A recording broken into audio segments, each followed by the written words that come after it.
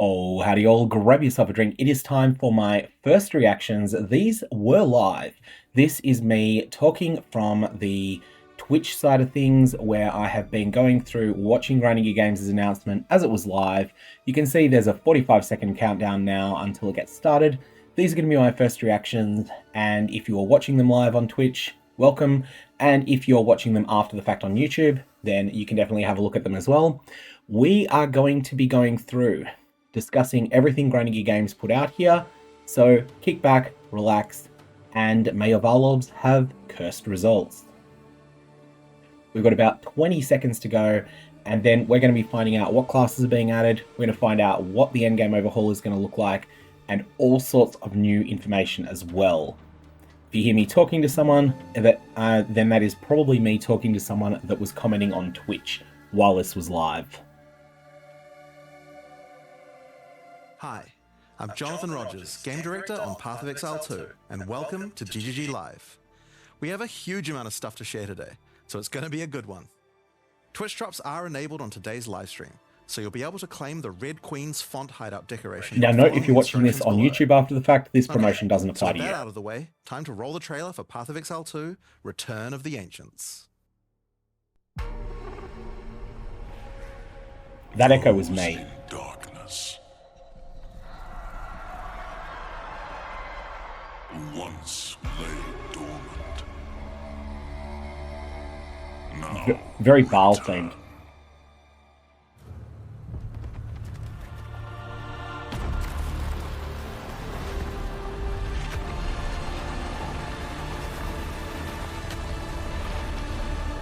we who came before rise again.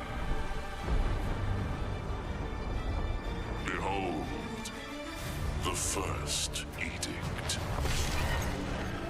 First edict, okay. The origins of divinity?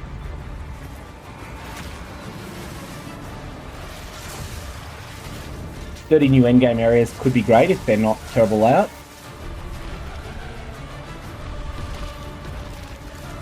Arbiter definitely needed a fix.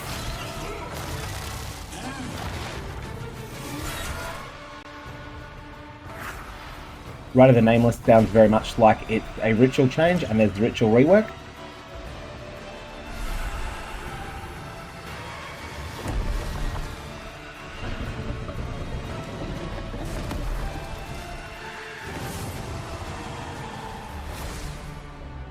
Right, that's cool. New pinnacle boss for ritual. King of the Mist was very much Path of Exile 1 takeover. The Genesis tree is interesting. That's coming from Breach. And this looks very much like Path of Exile 1 Breach, which has played well. It wasn't so hot in 327, but they've definitely got it working well. You are completely alone.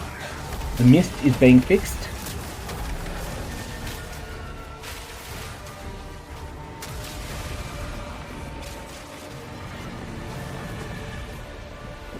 Do we actually get to fight Kangmazu now?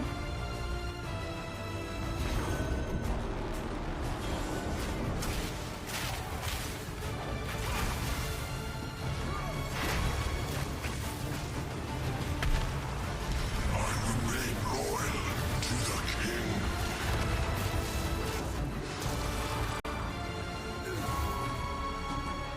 Okay, that's all looking cool. Explore the ocean.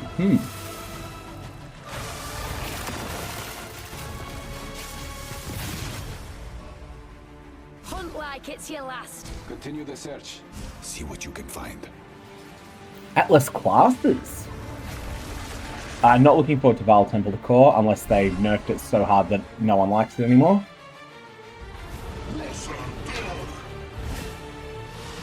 15 new bosses and pinnacles is good. And we have a proper Atlas passive tree. Yep, that's something I was expecting to see. New crafting system. Spirit Walker ascendancy?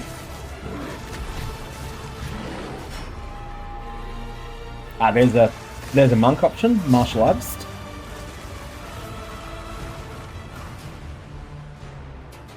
40 new uniques. Some of these might be extremely exciting in Endgame. They've gotten better at designing uniques in 2 now.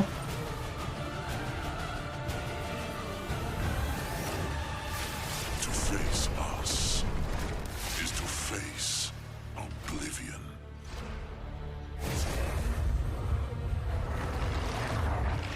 That's looking cool. Let's hear the breakdown. Because the breakdown is always a big thing. Remember, it's 22 days away till we get to play this. No new So as you classes can see, mentioned. there's just so much going on in Return of the Ancients, it's hard for even us to keep track of it all. Now, we promised that this one was going to revamp the endgame, and I'm very excited to talk about it. But first, we've got to talk about the League. So to do that, I'm going to hand things over to Mark. Hi, I'm Mark Roberts, Game Director on Path of Exile. Now, for those of you who are new to Path of Exile, each time we release an update, we also release a new league. Not only do we have a new economy, but we also introduce new content through the campaign, which gives you a fresh play experience right from the start of the game, as well as new mechanics, storylines, and in-game bosses. In the Runes of Eldur League, you will encounter a man being attacked by the undead in Clearfell.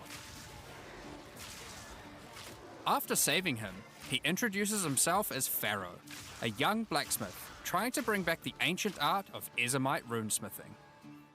Runesmithing was fun in collating his Path of Exile discoveries 1. in a tome and is keen to show you how runesmithing works. By inscribing symbols on these ancient Ezomite remnants, you can create all manner of old magics. Unfortunately, on doing so, the corpses of the nearby undead are revived and infused with some of the latent power, making for a difficult fight.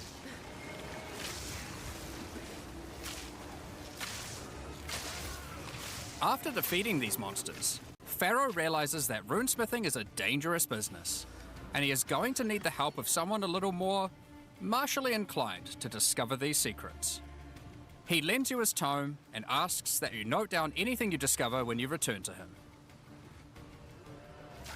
In each area in the Runes of Eldur League, you will find a remnant, and as you approach it, you will notice that some symbols are already present, and some are waiting for you to fill them in. Depending on which symbols are already present, you will have different options for which items you can create using this magic. For example, if you combine Tempest and Lightning, you can create an Orb of Augmentation. Okay, this looks like to be quite weak early in the game, but we'll find that out. Still a lot of XP.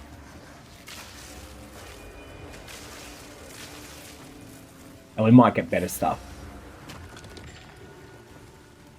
But be careful. The symbols used to craft the items also empower the monsters around the remnant, who will be revived as undead to fight again with different properties depending on what runes you used.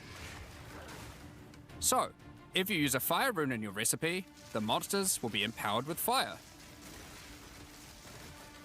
Or if you use a moon rune, lunar beams will rain down as you fight the monsters.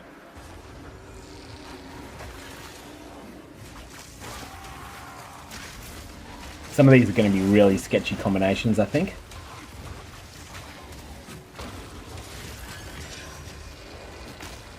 After the fight, break the remnant to receive the item you crafted.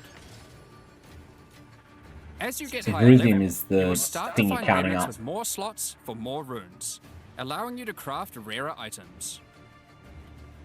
As the number of slots increases though, more waves of monsters will be added, with each wave being empowered by more and more of the runes.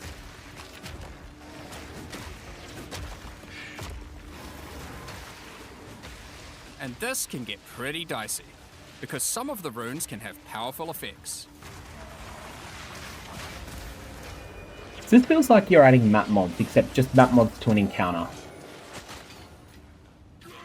I noticed a lot of tier 2 Like the Oath rare rune, items, which is which will cause relevant one early game. monster to be nominated as a leader, spawning waves of minions.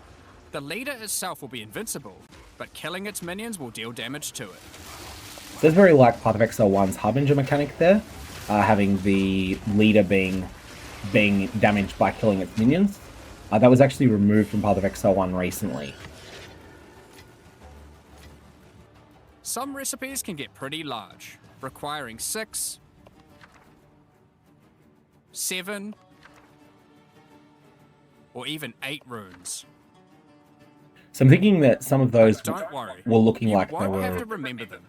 Some of them were. Pharaoh's runecrafting book will What do you call it? record all actions, Unique allowing you to items. simply pick which one you want to craft, given the existing runes that are already on the remnant. To expand your knowledge and to allow you to craft more items, Pharaoh has asked that you keep an eye out for signs of runic magic around Rayclast.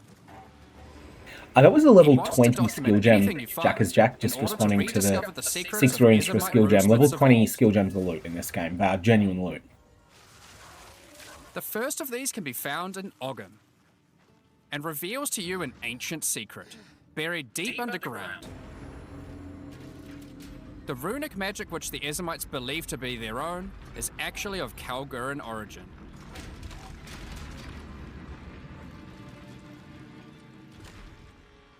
Thousands of years ago, the Kalgurans came to Rayclast to find sources of verisium, a metal on which engraved runes allow control over reality.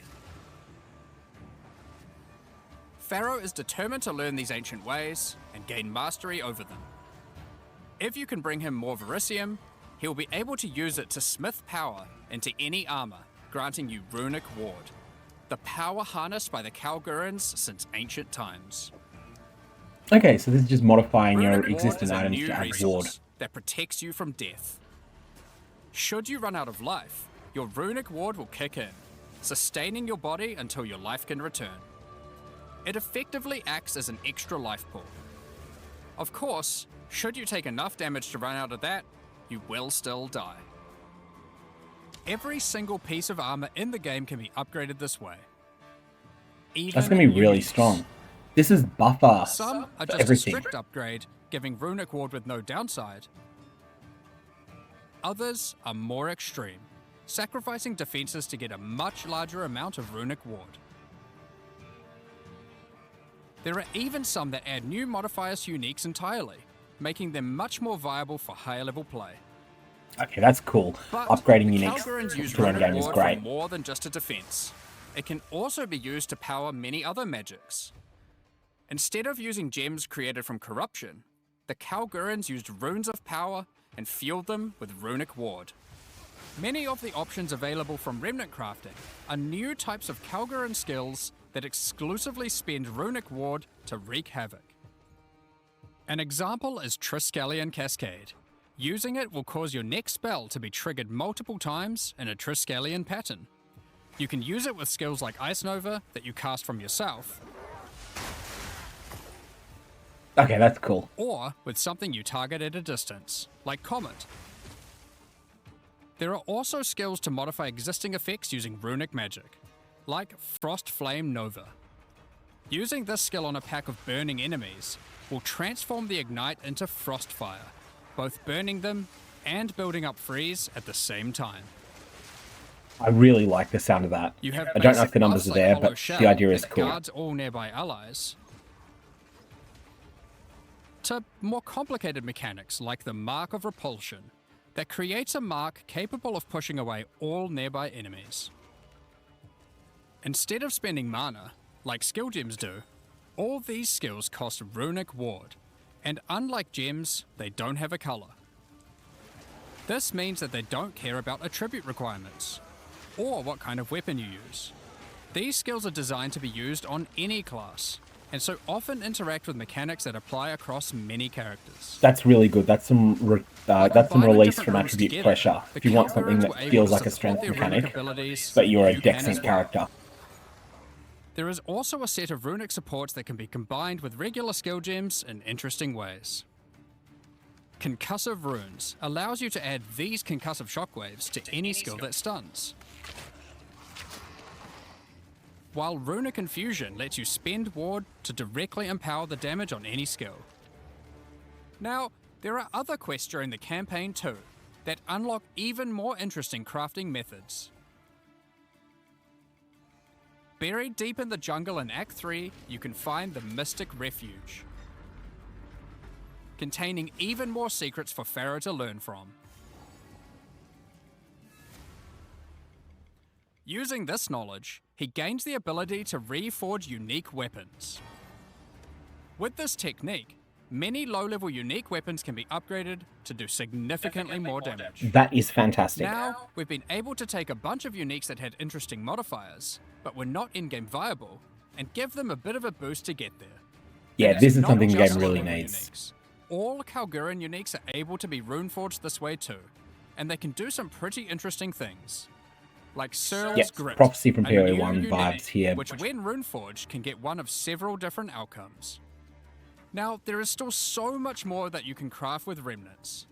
There are also 100 new runes, as well as many other new crafting currencies. This is the runes of Eldur after all, and some of these runes have quite powerful effects. For example, this elemental conversion rune will convert all the existing mods on a non-unique weapon from one element to another. Using it, you could combine a weapon with all 3 elemental damage mods into a single element, making a weapon with massive amounts of cold damage. That's There is huge. also a rune that lets you destroy your rune sockets to turn them into a dual socket on your item. Dual sockets on items are awesome as well. And there are even crafting meta runes that can unlock new types of mods when used with regular crafting.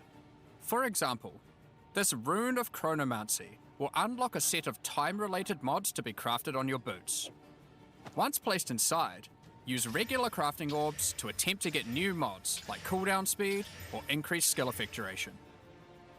So the thing there, You you're can just also then going to create a replace new the type rune of later, currency right? called alloys. Using regular metals alloyed with verisium, new modifiers not normally available can be directly crafted onto your items. Using imbued alloy could improve your ailment damage, for example. There are honestly so many options basically here that crafting unlock bench from all POE 1. sorts of crazy crafting projects. So I think people will be experimenting with these for a long time. Once you get to King's March in Act 4, Pharaoh finally meets Danig. Oh, I missed the real words Kalguran cannot be replaced on the runesmith. runes. And riddled with excitement, he wants to learn how to merge modern Kalguran techniques with the ancient knowledge that he has found. From here on, Pharaoh joins in the Kalguran expeditions that Danig has been leading. With the ancient knowledge that Pharaoh brings to the table, the Kalguran expeditions that Danig has been going on will change significantly. For those of you who haven't played it, the Expedition League mechanic involves carefully placing explosives, uncovering the buried dead, and recovering verisium from them. By choosing where to place the explosives, you can choose which kind of challenges you would like to face, or rewards you would like to claim. But unlike before, expeditions now contain the remnants from Runes of Eldur, allowing you to do some specific crafts along the way using the new League crafting mechanic. One very important difference from the simple remnant encounters though, is that the empowerments that the remnants grant apply to every monster down the explosive line for the rest of the encounter, stacking together. This can lead to some pretty extreme situations. If you stack too many remnants, you might be in for a fight beyond your abilities, but the rewards can be very worth it. Each mod on the monster is improving the items that they can drop. Once you get to the endgame, you will find that the Atlas has changed substantially. To the south, you will now find the coastline of Rayclast, with the ocean beyond.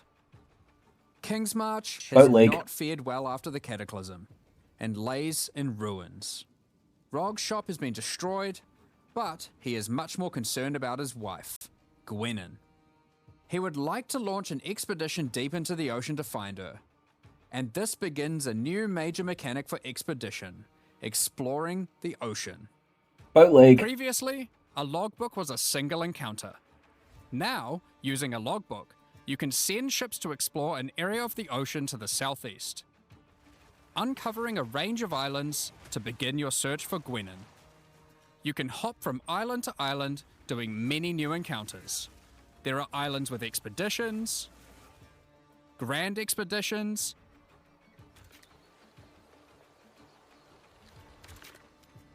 new bosses, and all sorts of other unique things to find.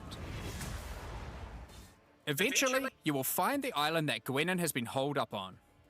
It turns out that she has found the tomb of an ancient Kalguran, Medved.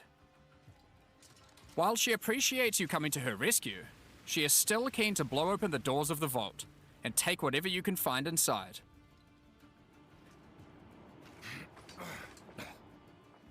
It's just a shame that Medved isn't as dead as you previously assumed.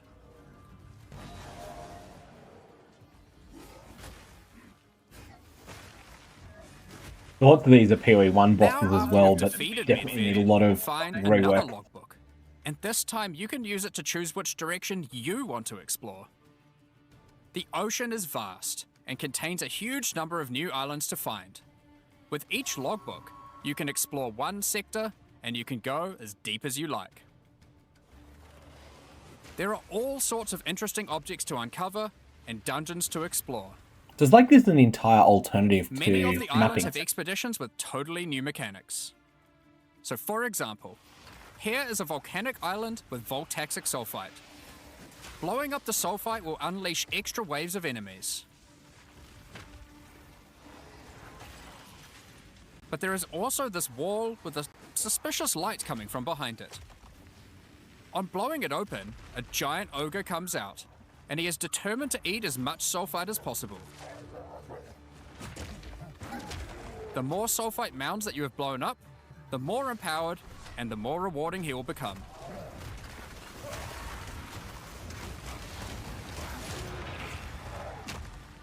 These islands contain all sorts of little secrets that you can find and blow up. Free trapped wisps, I'm liking how this interacts with other mechanics blow in the open game, root doors, even if the wisp mechanic is even pretty raise pretty ancient mediocre. precursor technology. And of course, more bosses. There are more and further vaults to blow up, and one of them in particular is pretty important. The Tomb of Uhtred, the Star Drinker. This will definitely be familiar to those of you that play Path of Exile 1. Uhtred is the boss of the Citadel mount Uhtred there. was responsible for calling down the meteors of Elysium, which the Kalgurans used to power their ancient magic. And upon defeating him, he calls down a truly gigantic one into the ocean nearby.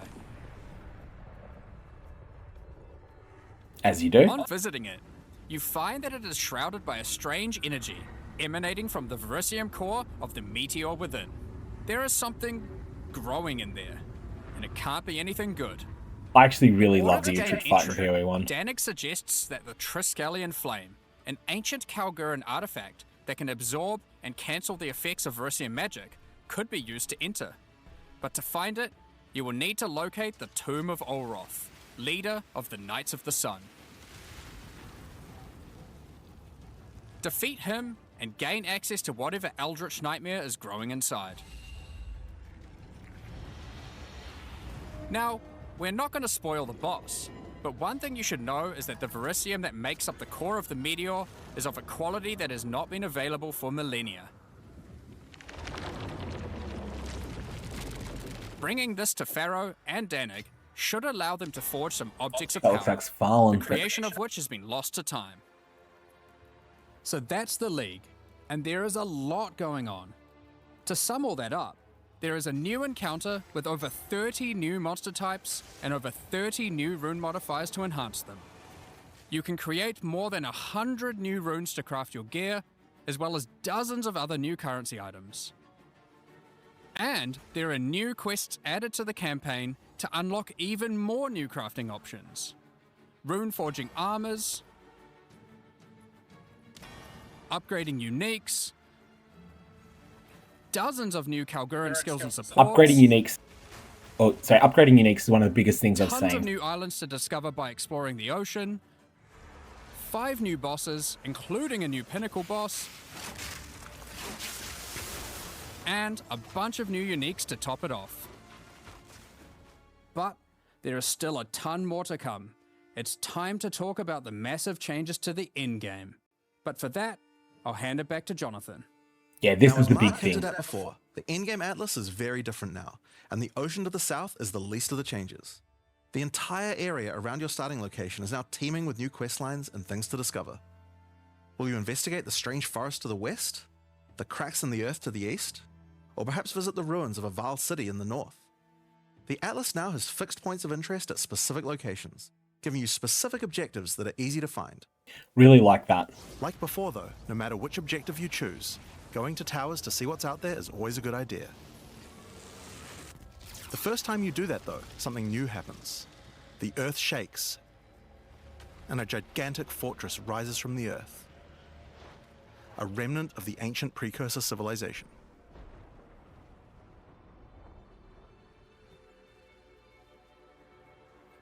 The cataclysm of the beast has caused an ancient protocol to be invoked. Should corruption ever take hold to this degree, the world must be scoured and purged of corruption. You will need to make your way into the fortress and activate the gates. Gain the keys to reach these ancient precursor weapons, and disarm them. But this will be no easy task. The fortress has many areas to explore and many new things to find.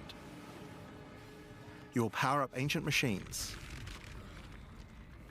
fight new and deadly foes, discover many new areas, and uncover some dark secrets. So there's some major new Now, the bosses in Fortress here. is the first of the new full in-game storylines that we're adding in 050, and there's a lot going on with it. But not only that, it has some pretty cool new mechanics as well. The areas inside the fortress are special. Many of them have new mechanics or rewards that they grant. Like this map, where all the rares are contained in essence crystals.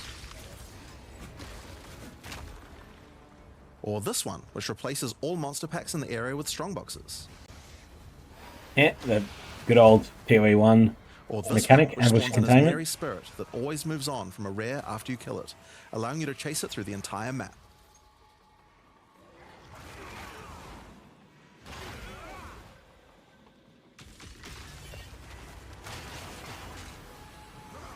Now, just like the normal areas of the Atlas, you'll need to fight the map boss of each area to complete the map. But unlike a normal map, the ones in the fortress each contain precursor nodes after the boss, and activating these nodes will give you points for the new and improved Atlas passive tree. Atlas passive tree is something that was Now, really we had an weak in Atlas POE passive tree 2. before, but it was one of the areas of the endgame that just wasn't up to scratch. The Atlas tree now works quite a lot differently. We have significantly upgraded the kind of mechanics that you can find on the Atlas tree. Like this one, that gives a chance to make rogue exiles you fight retreat from combat and move to an adjacent map. Before you fight them again, they'll upgrade their gear and come back with a grudge this time. That's just There are cool. also a lot of nodes that combine mechanics together in new ways, like this one which lets Asmeri spirits possess strongboxes. All the regular monsters that come out of them are touched by the spirit, and the rares are all possessed, giving you some incredible loot potential. That's basically 300% rarity for that one. That's actually quite significant. You get points from every single area you complete in the fortress, and unlike before, that means you can allocate the entire Atlas tree. Yes, this whole tree can be yours. This change is pretty important, since it allows us to be able to create many types of bonuses that we wouldn't have been able to create before. Okay, Like that's this one, which transformatively gives a different. chance for cities to be invaded by another faction, and can even allow it to contain 2 faction leaders, allowing you to get 2 crisis fragments. If we'd done this kind of thing in the old tree, we would have wanted to spec into it before running a city map, then unspec out of it before running anything else. With full allocation, we can have cool bonuses like these. Now obviously we still want to make sure that you have choices that define your in-game Atlas build. So many nodes in the Atlas tree are now multi-choice. Everyone will get the node, but which bonus you choose to use is up to you. Do you want your powerful boss nodal maps ones to are contain more interesting. essences, summoning circles, or rogue exiles? So crisis But there's fragments to also the those that access to contain the more Arbiter of unusual Ash at the things. moment. Just to clarify that, So people for are example, asking in on chat. this node you can choose. Do you want to give a chance for shrines to instead be given to the map boss in the area, making them more challenging but dropping special loot? Or would you rather give a chance to be given a shrine buff before entering boss arenas, making for an easier fight?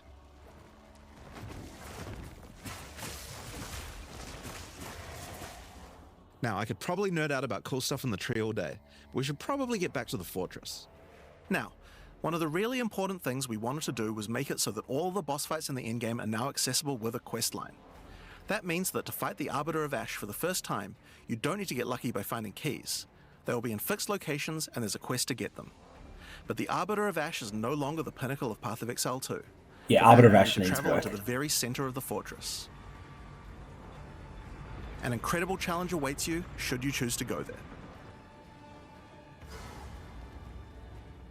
After the storyline, you still unlock keys for pinnacle bosses in the usual way, exploring the world and finding the keys required to get to them. But we have added a lot more interesting things to find out there as well. There are now all sorts of mechanics that can spawn on maps in the wilderness. For example, some maps might spawn as a rogue exile hunting ground, containing multiple rogue exiles who are there to hunt rare beasts. You might come upon them in the middle of a fight and be able to take out both of them. Or a map of champions that makes all the natural inhabitants of the area into magic monsters. These special maps are going to be Or really this one good. They're that going to causes feel all really shrines in good. the area to release as merry spirits when used. Once you have explored and found your keys, you can return to fight the pinnacle in the fortress again. But this version of him will be harder, and not only that, he will have new unique rewards as well. Each time you fight him, you get the ability to activate one section of the fortress, and any maps that you didn't finish there will be automatically completed, giving you all the Atlas points. So if you're the type of player who doesn't want to explore the fortress, and instead just race out into the infinite Atlas, you still have a way to get all those points. So that's the Origins of Divinity storyline. It's a huge amount of new content with a ton of new areas, 5 new bosses, including a pinnacle, with a bunch of new unique items. But not only that, it also completely revamps the Atlas tree, and includes a ton of new map mechanics that you can find both inside and outside the fortress. But this is just one of the new storylines. So let's talk about the next one now, Masters of the Atlas. So one of the central things Earlier they're we doing talked there about is how the making multi-choice nodes in the tree so there's allow you more to still variance have an map to in-game map. Atlas build, but we didn't think that was quite enough. You have an ascendancy class for your passive tree. Why not an ascendancy class for your Atlas tree? Well, that's where the Masters of the Atlas come in. Throughout Rayclast are many opportunities for those with the skills to find them. Atlas Masters are willing to train you in these skills if you're able to help them in return. One such master is Jado, a member of the Order of the Jinn, an organization that secures powerful artifacts to prevent them from falling into the wrong hands. So this is betrayal from POE Jado will 1 send you on potentially. missions to investigate strange occurrences on the Atlas and recover the artifacts causing them. And for each one you recover, he will gain more trust in you and teach you more ways of the Order of the Jinn. At level 1, you could choose to massively increase the chance for rare and unique chests, or make it so that all map bosses drop an additional unique item, or make corrupted waystones have an additional modifier, but at the cost of making them send you to a totally unknown location.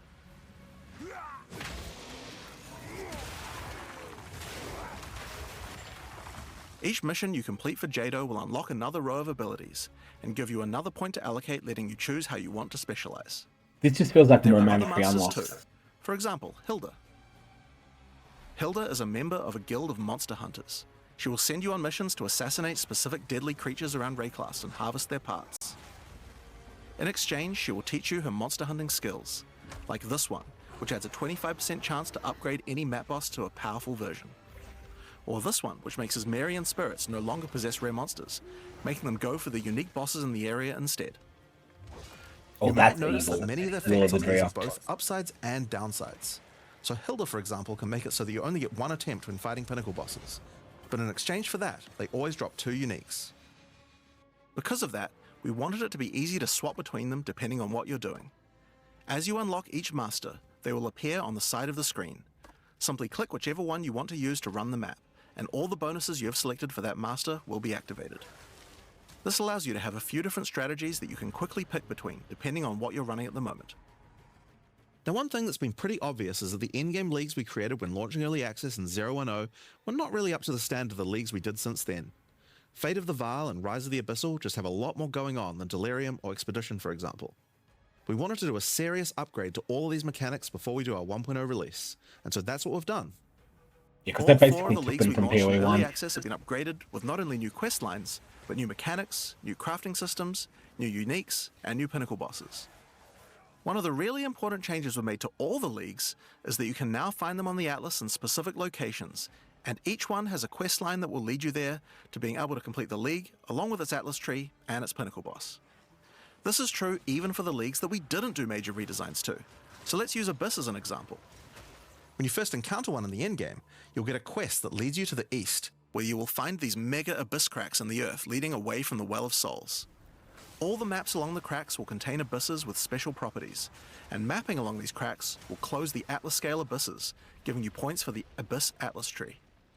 At the end of each Atlas abyss, you'll find an Abyssal Depths with the boss fight for one of the Abyssal factions, giving you a guaranteed way to fight them. And after completing all 3, you'll get a key for the Well of Souls, allowing you to fight the Vessel of Kulamak. I'm This really kind of thing liking makes this an in-game idea of league just so having much more friendly tutorials for new here. players, giving people obvious goals and a guided experience to complete them. Alright, so let's talk about the first of the upgraded leagues, Delirium, and its new storyline, The Hare and the Raven. As you may remember, during Act 4 you were tricked into releasing an ancient entity from a Karui prison known as Tangmazu, the Raven Trickster.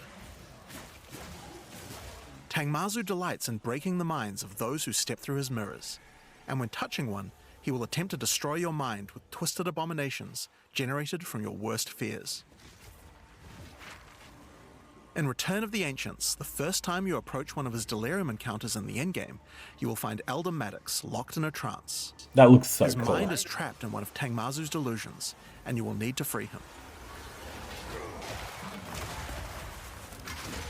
Draco's asking, are there Once new acts free, in the answer I Elder believe Maddox is no. demands that as you caused this problem, you should put it right. He asks you to travel west to the Withered Willow, the location he believes that Tangmazu first gained his powers. But be careful. As you travel there, the Raven Trickster will attempt to break your mind. Each map around the Withered Willow features Delirium encounters. Now this is more than a simple quest upgrade. The mechanic of Delirium has been overhauled and expanded. At the bottom of the screen, there is now a bar that indicates how deep into Delirium you are. You can see which direction leads deeper by looking at the fog, and the deeper you go, the more challenges you will face. By looking at the bar, you can see how long you have until the Delirium ends. And you can also see special encounters that you will face if you're able to go deep enough into the fog. At the end of the bar is always the boss of the map, but we now have a variety of other encounters that you might find as you explore the horrors of your own mind. For example, you might encounter a purple mirror shard that when shattered will cause all the enemies to become more nightmarish. After hitting this, you'll notice the Delirium demons are enhanced, significantly more powerful, larger, and scarier in general, along with more rewards. Or should you encounter a red mirror shard, you'll be sent into the depths of your mind.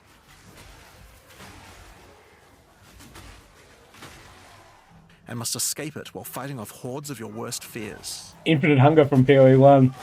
Lol. If you are able to do so, you will gain a powerful amulet with 2 instilled notables on it. Once you that's reach cool. the Withered Willow, Elder Maddox discovers that a shard of the mirror is missing. You will need to track down Tangmazu and restore it if you have a hope of discovering how to defeat him, and that means entering the Raven Trickster's mirrors in an attempt to locate him. Each area around the Withered Willow contains Delirium encounters, so that's a good place to start. As you do Deliriums, some of the special encounters will drop liquid emotions. Normally these emotions can be used to install amulets to add notable passive buffs to them, but in Return of the Ancients, emotions have a new function as well. Each one now has the ability to add crafted mods to jewels, allowing you to add specific mods to an item slot that can be quite difficult to roll. For example, that's great. Liquid Despair will allow you to add critical hit chance, while Liquid Suffering will allow you to add movement speed or Air of Effect to your jewels, but there are many more. Once you've done Yeah, enough it's really Delirium simple but encounters, good. the location of a grand mirror, an entrance into Tangmazu's realm is revealed, but it won't be that simple to enter. Using his powers, he reflects the map boss for a ridiculous empowered fight, then destroys the entrance into his realm of madness.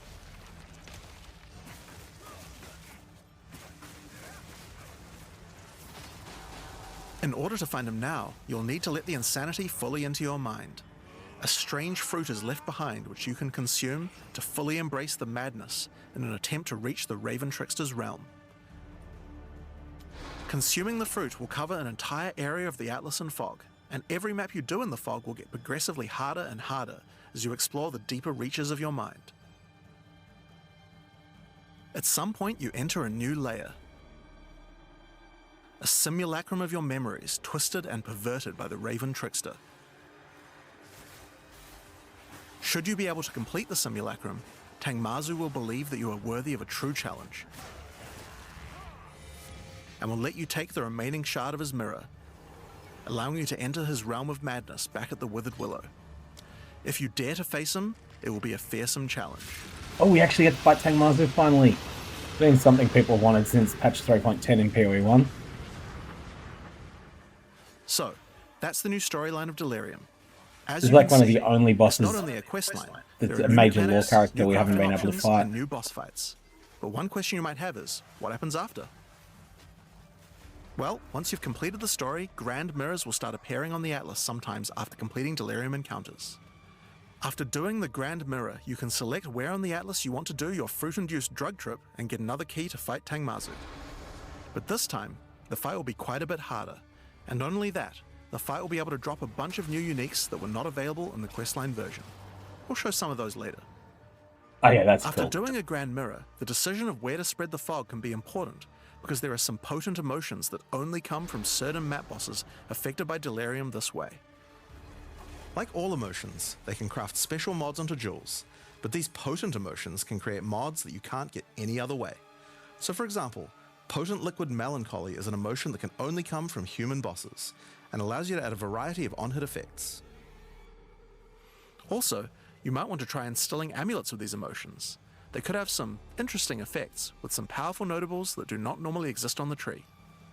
Like Storm's Rebuke, which makes armor break boost your cold and lightning damage. But also notables from a clearly deranged mind, like Calm's Blessing. This skill allows you to ancestrally boost fire spells after using a Warcry. How about using an Lots ancestral of flame blast? cool stuff there. Now, just like before, you can also upgrade the League by getting points for a dedicated Delirium Atlas tree.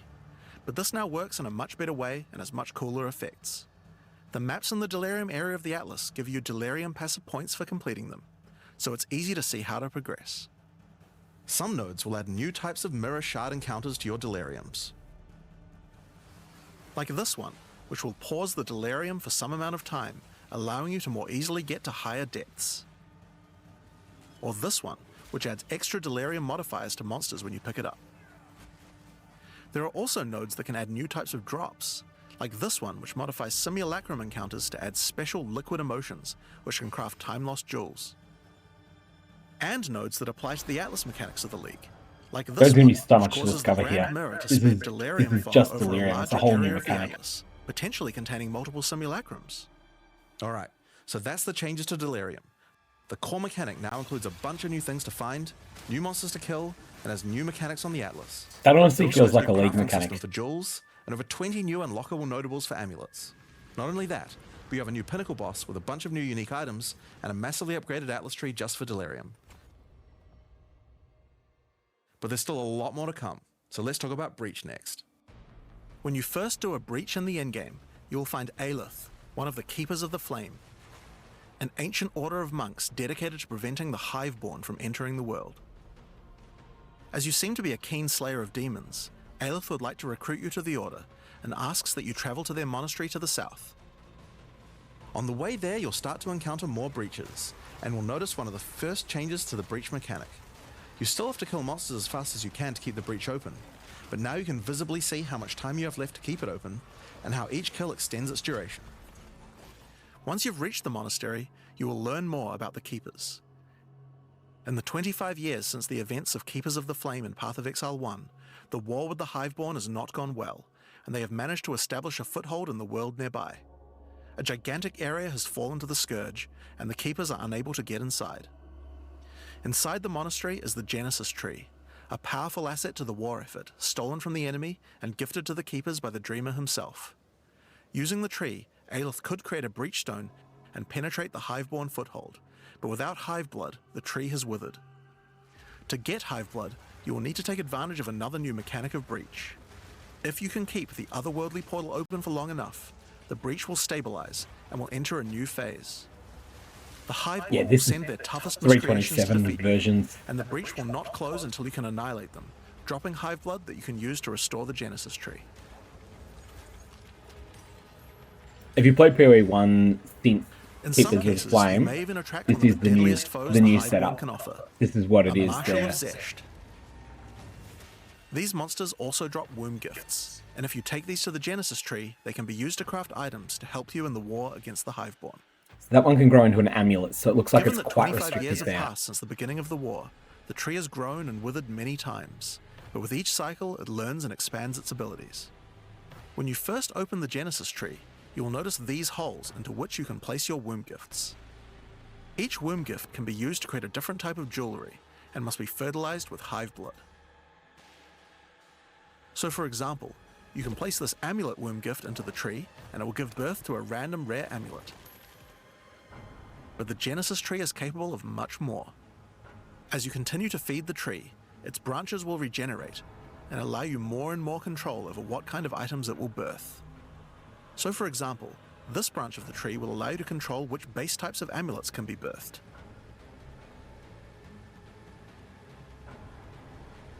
And as you go deeper, it will even allow you to create new base types that you can't get anywhere else. New base types could be interesting. Like this one, which gives you an entire spirit skill for free. Or this one, which has a rune socket in it. To the left and right are branches that will let you control which mods the amulet can get, including making sure that they're higher level, or controlling which specific mods that they will always have. With 15 points to allocate, you will have to choose wisely how you want to specialize your crafts, but it's worth noting that this tree doesn't have any cost to respecking it. You can enable or disable the nodes at any time by clicking on them. On rings, we've also added some really interesting new crafting options as well. You have a bunch of new base types like these, but you also have entire new classes of mods that can be added. The right-hand branch of the ring tree adds an entire new set of caster mods to rings. From basics like extra elemental damage for spells, or more niche options like this mod that increases the rate you gain seals for Unleash.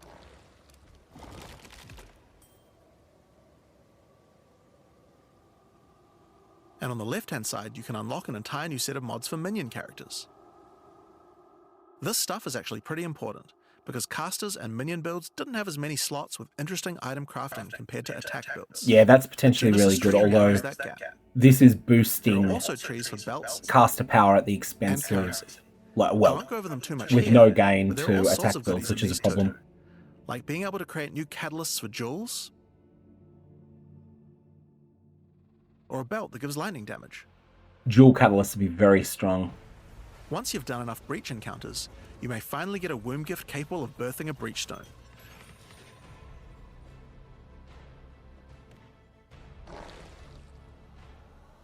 And you can then use it on the Hiveborn incursion.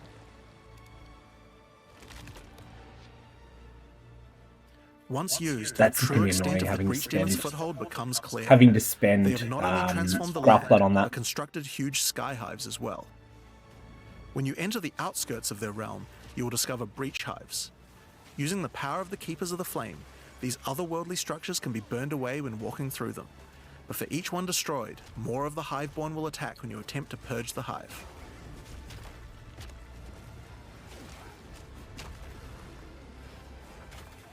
So I'm thinking of the Breachstone here as being These akin encounters are to part of particularly Exile rewarding 1's for womb Astrolabe. gifts, so you'll want to do as many of these as you can. But your real goal are the sky hives deeper into the domain. These twisted creations are securing the demon's entry into our world. Inside the very center are the Breach Lords Tool and Ash, and you will need to defeat them if you want to get rid of the foothold once and for all. Now, once you've completed the questline version, there is still more to do. You will find other breach domains on the Atlas randomly in your travels. For each one, you will need to find a breach stone, destroy the sky hives, and defeat the Breach Lords. And doing these encounters is what will give you access to fight Zesht, the existing Breach Pinnacle boss, which you can access by communing with the Dreamer himself inside the monastery. While completing the questline for Breach, you will also be gaining points for the Breach Atlas tree, and there are a lot of cool new options here. This node will cause Breach hives to spawn outside of the Hiveborn domains on the Atlas. And this one will give Aelith additional abilities that you can use while attacking a hive. Like this one, which causes all Hiveborn in the next wave to be magic, drastically increasing their difficulty in exchange for way more items. That's kind of cool. There are also nodes that allow you to control your rewards, like this one, which adds a set of new lineage supports to the Marshal of Zesht. Or this one, which lets you control which womb gifts you will get. There's also some nodes that affect the Genesis tree, like this one, which will cause Zesht to drop his head, which when returned to the Genesis tree, will grow a grasping orchid on the side of it. You'll have to experiment to find out what this thing is good for. Putting rings on its fingers seems to make it happy. So that's a rundown of what you can expect from the new Breach. Okay, that's weird. There's a new stabilization mechanic for breaches. But yeah, this is very similar to Hide POE encounters. 1's new implementation of Breach, which I think is in a pretty good And spot highborn now. incursions on the Atlas. But you also have a huge new crafting system and new bosses as well. Alright, so let's talk about the Rite of the Nameless storyline next. When you first complete a ritual in the endgame, Aoife, a lost spirit, will appear. She appears to need your help, but isn't able to communicate more than a few words, beckoning you to come to the Wildwood. Like the other leagues, Ritual now has a place on the Atlas to call home. The Wildwood could be found to the west. When you first arrive there, Aoife's spirit will guide you in, where you will discover that inside the Wildwood, spirits can take physical form. Aoife has been bound to this place by the King in the Mists, and requests that you free her, but in order to do so, you will need her body, currently in possession of the King. To reclaim it, you will need to gain an audience with him. Inside the Wildwood, there are many ritual encounters to complete. Like before, in each area, triggering rituals will resurrect the nearby bound monsters to attack you, and killing the monsters will give you tribute. In addition, each ritual you do in the area will add the monsters from the previous ritual, making the encounters much more challenging the more rituals you complete. Once you've completed them, spend your tribute to get items. Now, an important change to the rewards of Ritual is that all the items in the reward window are now uniques or omens, making this league's rewards much more valuable than before. Oh, that's cool. In order Yeah, to that gain is an the audience druid's with wife, Nameless Aoife. King, you need to sacrifice tribute to him. Any remaining tribute you don't spend can be sacrificed this way to fill up this bar. Once you have enough tribute for an audience, return to the Wildwood to divine his location with the Nameless Shrine. His location will be revealed deeper in the Wildwood, and you will need to make your way to him, kill him, and get Aoife's body. So early on you get items, but then later you can Using her deterministically body, work on you can getting attempt to release her the spirit, audience of the king. But this is when you learn about the true threat of the League. The Wildwood is built on top of an ancient prison. The King in the Mists didn't gain his power out of nowhere. He was granted it by an ancient being of darkness known as the Bodark, and the Nameless King's use of this power has been causing the prison to weaken. In order to prevent the Bodark from entering the world, a champion will need to enter its prison and beat him back, but those with a name are unable to survive there. In order to do so, you will need to transfer your name to another with a new mechanic in the Ritual League, the Rite of the Nameless. The Rite will begin in a nearby forest. At first, it appears to be a regular ritual encounter, but that will soon change. The final ritual of the area will include the map boss, and defeating him will give you a piece of the effigy onto which you will transfer your name. But the ritual is still not complete. Once the map boss is defeated, the Atlas will open, and you will need to pick another adjacent map to continue the ritual. During the rite, each adjacent map will have different rewards to tempt you. So for example, if you go in this direction, you gain significantly more tribute, but if you go in this direction, the uniques in the reward window will turn into currency instead. You can also sometimes get offered specific items that will be added as rewards. So in this Mage case, Blood. you'll have to choose if you want to Foretold get 5 bounty, Chaos Orbs Mage Blood. or a Mage Blood. A difficult decision, I'm sure. Now, as this is one continuous ritual, the encounters But in the for next map POE won't start from 1, scratch. for people who They don't play contain all the POE 1, monsters that were Mage gathered Blood from is the rituals of the the best previous item map in as Path of well, Exile 1. making them harder Not necessarily the and most harder. expensive, but And that includes it's the the map best boss item too. in it. You will need to defeat both map bosses in the final encounter for your next effigy piece. And it still doesn't end there. Pick another map, another reward, and add another map boss to continue until the ritual of the Nameless is complete. It will take 5 maps in all, and will be an incredible challenge. But once complete, you can return to the Wildwood to perform the final rite. So that's going to be Transfer your something name where to the you're going to effigy, really have to burst them adorn the crown down. of the Nameless I King, don't think you're going to want to enter be the trying to prison. tank 5 map bosses at once. Now, of course, once the pinnacle boss is complete, the league doesn't end there. As you do rituals on the Atlas, you can continue to give tribute to the king in the mists for another audience.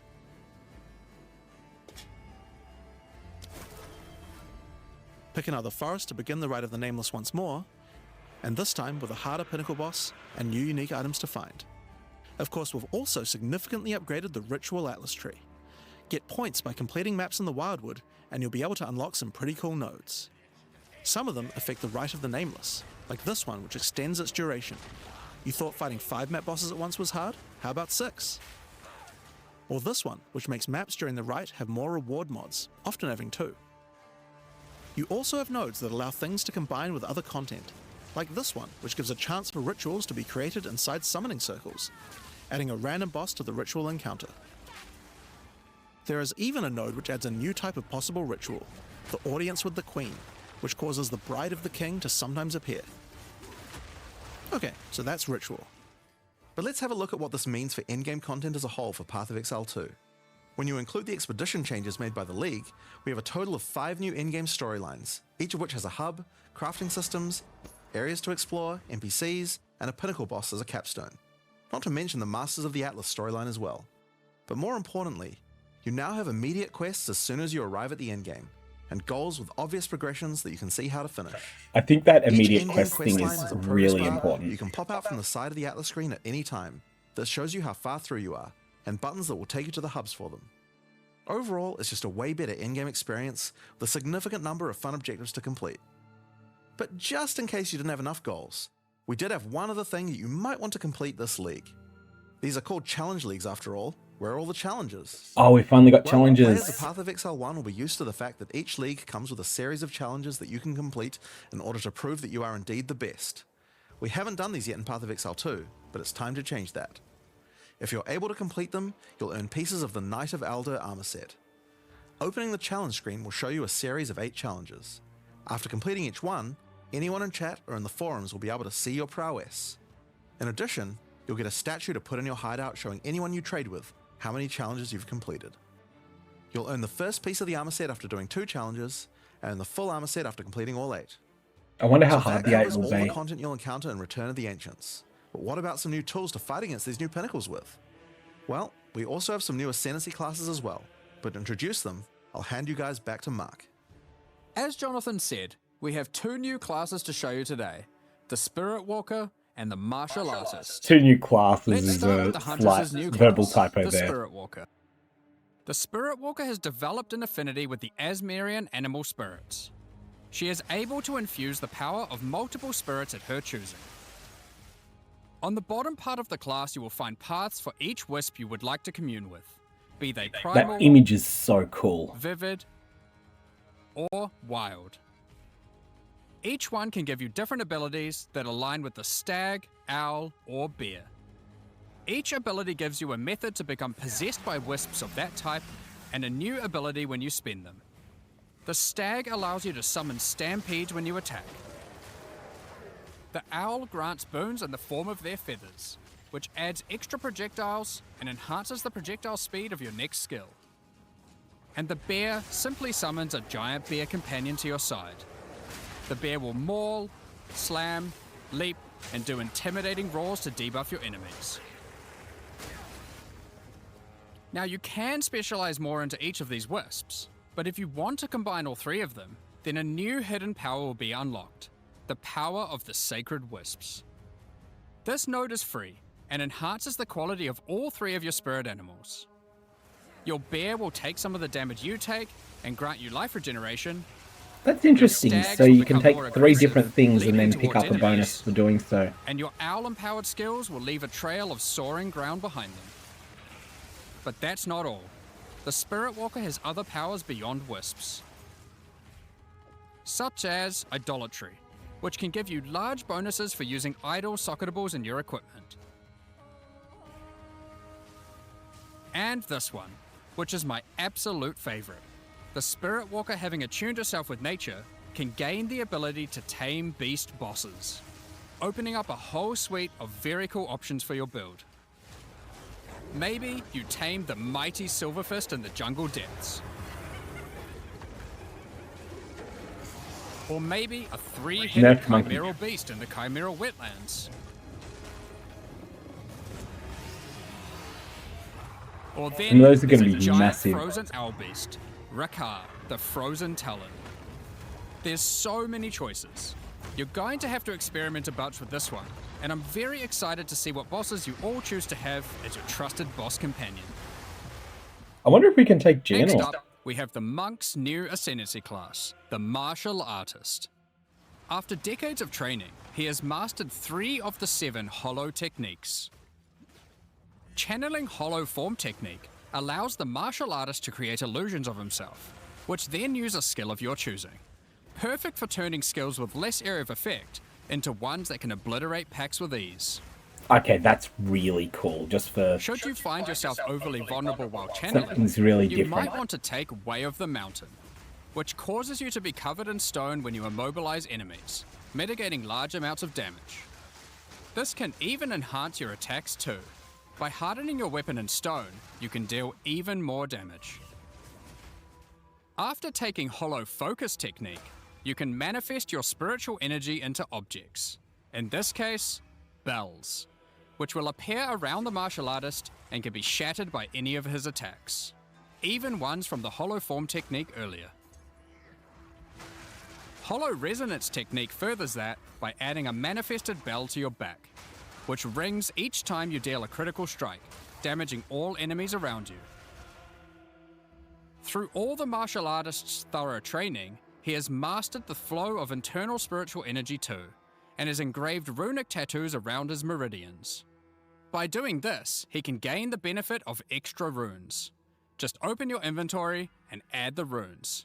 There is one that counts as a helmet, 2 as a body armor, 1 as gloves, and 1 as boots. Finally, your hands, the ultimate expression of a master of the martial arts.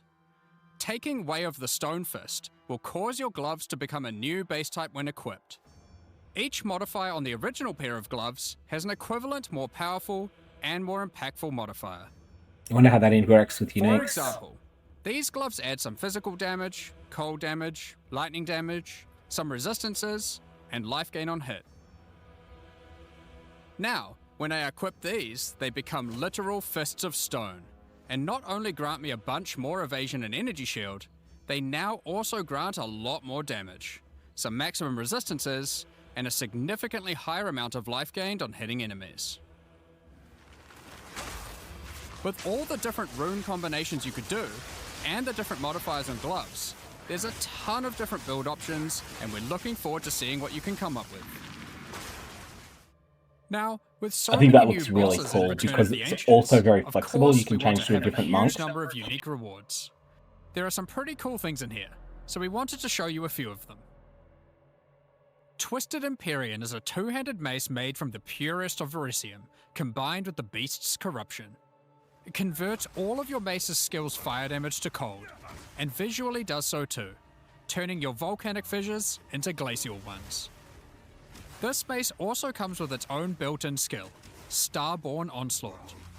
Using Glory, you can leap backwards, throwing your mace at the ground, creating Verisium fissures, before calling behind it a storm of cold metallic bolts from the stratosphere.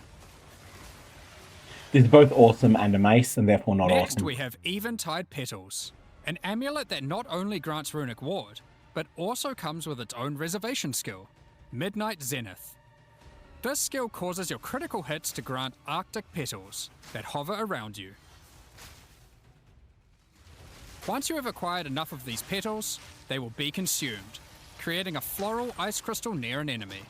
Then, destroy that crystal to do devastating cold damage to everything around it. The Raven's Flock is a staff perfect for minion characters. Not only does it grant spirit reservation efficiency and minion damage, it also allows your minions to inflict grueling madness on hit, slowing enemies and making all other slows on them more powerful, for maximum crowd control. That's going to be really That's hard not to get where as a this level item 20. shines, though. It grants a skill called Spiraling Conspiracy. This skill causes a flock of ravens to circle you, dealing damage over time to anything near them. Killing enemies, or just by standing near unique enemies, causes the flock to grow, getting larger and larger. Righteous For Fire. you POE 1 players, you can think of this just like a Raven Righteous Fire. That's exactly That's what not I all, was however. thinking. These Ravens are also minions, so they fully scale with minion damage and come with their own command skill, Mad Flight. This command skill causes your flock to create a tunnel of deathly damage between a set of illusory mirrors, obliterating anything in between. Okay, that I actually really like. That is fantastic. That is such a cool, different take on the Righteous Horror's Fire Flight is a playstyle. pair of gloves instilled with the purest of fear. Equipping these causes your enemies People to in become chat calling it terrified. Righteous Hitchcock. These gloves cause you to gain stacks of fear incarnate when you cull enemies. To aid in your culling, these gloves also come with the skill Crushing Fear. This is similar to the monk skill Killing Palm, except it deals chaos damage, and the amount of damage and area of effect scales drastically based on the power of the enemy. As you use this, gain your stacks of Fear Incarnate, which increases your culling threshold, meaning enemies become easier and easier to cull, even to the point of being able to instantly kill some monsters from full life. Sylvan's Effigy is a scepter for those wanting to run companions. It allows you to have any number of companions of different types, instead of the normal restriction of just one per type. But what makes this cool is the Asmerian Wolf Companion it comes with. This is a persistent minion that bites foes to maim them, leaps to cause bleeding, and even howls to buff nearby allies. Additionally, it comes with the command skill Eternal Hunt, which when used it will howl, calling on the spirits to manifest spectral wolves to ambush all foes around you. Liminal Coil is a crazy wand. It allows you to apply as many curses as you please, but those curses will have no effect. What's the point then? 2 reasons. Firstly, your spells gain a bunch of extra physical and chaos damage for each curse on enemies. Secondly, is the skill it grants called Coiling Bolts. This skill is a projectile spell that fires coiling physical and chaos projectiles with every cast. What makes this skill truly special though, is that it will split and chain through every cursed enemy, causing an absolute Do we ruckus. still have the See for ability yourself. to have unlimited duration curses Periphery is a unique on the buff, Blood Mage? which Or- utilizes all the powers of the Asmerian spirits by dealing damage of all elements. And all elements can cause all ailments. The coolest thing about this bow, however, is the Asmerian Swarm skill. These are minions that are summoned when you kill enemies. They will pursue all nearby enemies, damaging them and inflicting a debuff on them that boosts your elemental damage even further. This will live or Watch as die you based mow on its enemies base down, damage and and how the much can be swarms of upgraded with the Asmerian new wisps aid you, with the new melting expedition enemies one mechanics. screen at a time.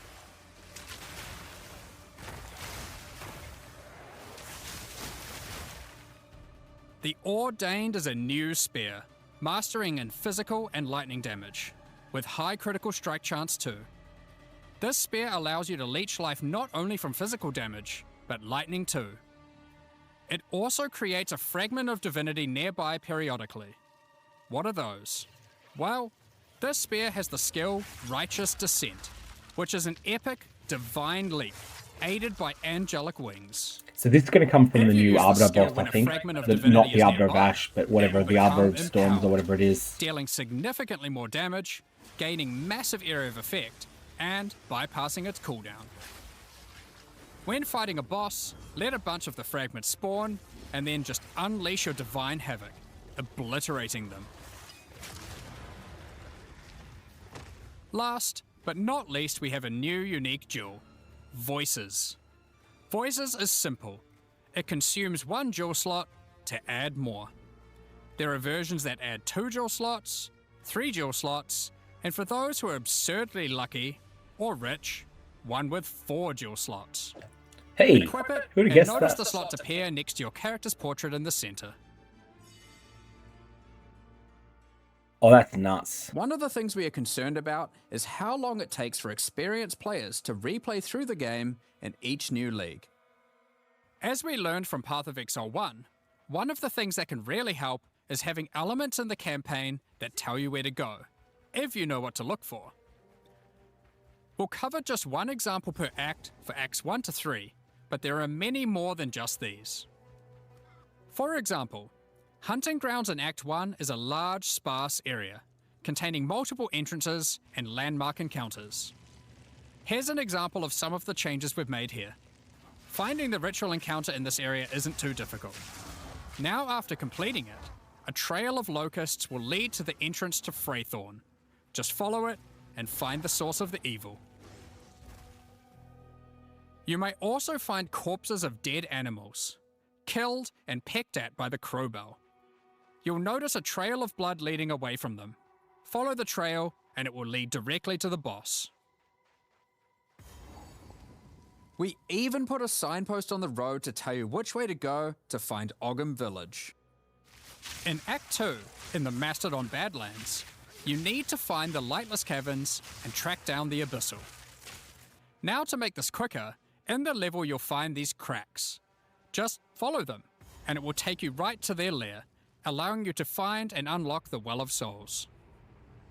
Yeah, these are a big improvement. In Act 3, the jungle areas have camps of explorers to sell you items. There are a bunch However, of things like they are this now in even more Path of useful. Exile 2, but they're just By talking really to the obscure. explorers, they will point towards the next area. Not only that, but it will also reveal it on the minimap, so you can know exactly where to go. These are just some examples. We plan to do more and more of these over time in order to streamline the experience. Yeah, that's going to be one of the most As underrated this is an changes. in-game expansion, it makes sense that we would work on Atlas QOL. We've added a search box that updates live as you type. Have a specific map you want to run? Now they will be much easier to find. If there are multiple maps, hitting enter will move you from map to map.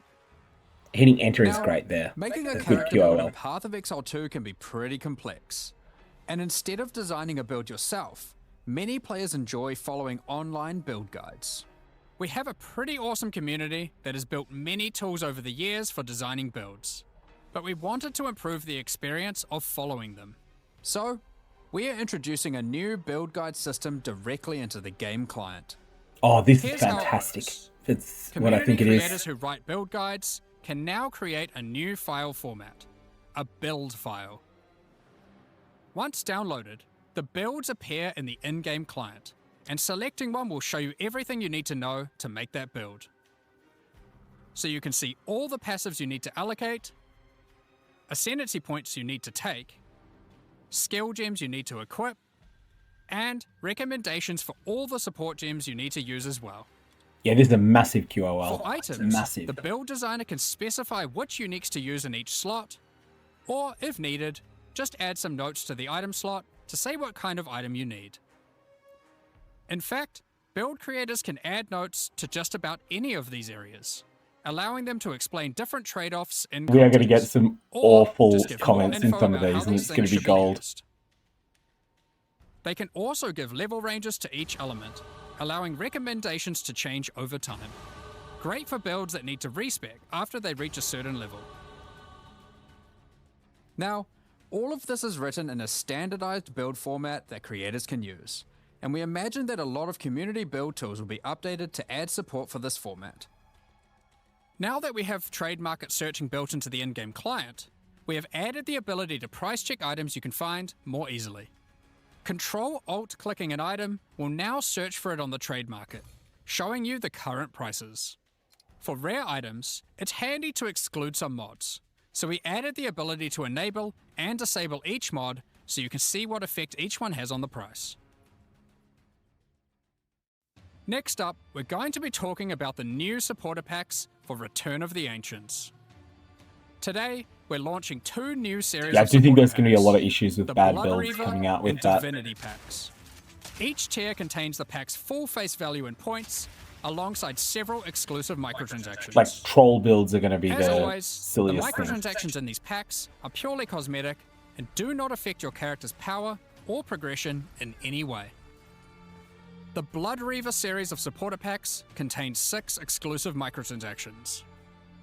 Let blood fuel your bloodshed. The Exsanguinator weapon effect draws the blood of enemies you've slain and funnels it into your weapons. Turn the appearance of your endurance, frenzy, and power charges into orbiting globules of blood with the Blood Reaver charges.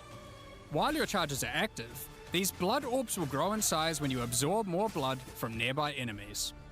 There are options to have pure blood charges, or charges that still display which kind of charge they are at their core. A taste for blood doesn't The blood negate charges a aren't taste bad, for but style. not The fantastic in my elite mind. Blood Reaver This armor features one's crimson mid leathers so far. and golden accents to set yourself apart from uncivilized leeches. It also features a back attachment, fashioned out of the wing of a colossal bat. Alongside every Blood Reaver is their trusted gargoyle pet. In true gargoyle fashion, they take the form of a stone statue when you are idle, leaping into action when you're on the move again. I still want supporter pack pets to come as pairs, What not good ones. is immortality if you don't have a vast mansion to come home to at the end of the day?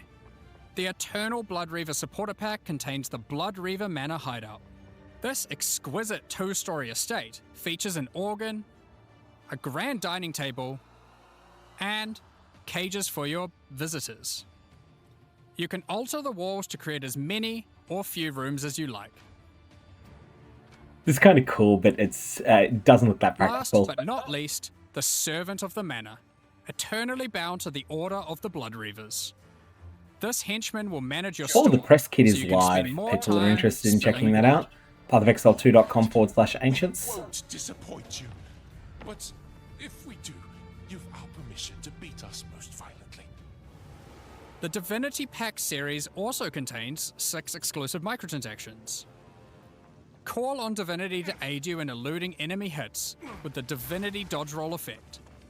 As you sprint, actual Divine Lightning wings will form out of your back, leaving a trail of radiance as you engage or escape from combat. That's looking cool, and I wonder if it's Quicksilver For Flask effect in situations that are too POE1. dicey, call on the gods above to send down the Storm of Divinity portal to create a safe passage for you to retreat through. That's the best low supporter pack portal in a long time, I think. Adorn I yourself really like with this the one. Knight of Divinity armor set, a highly revered attire only bestowed to those deemed worthy for the divine cause. Equipping the Divine Surge character effect empowers you with a storm of divine energy. Using skills causes the storm to burst from your character, spilling raw divinity into the area around you. The Arbiter of Divinity wings are the final piece remaining to emphasize the force divinity has over this realm. This ancient precursor machine was found locked away in a highly guarded vault.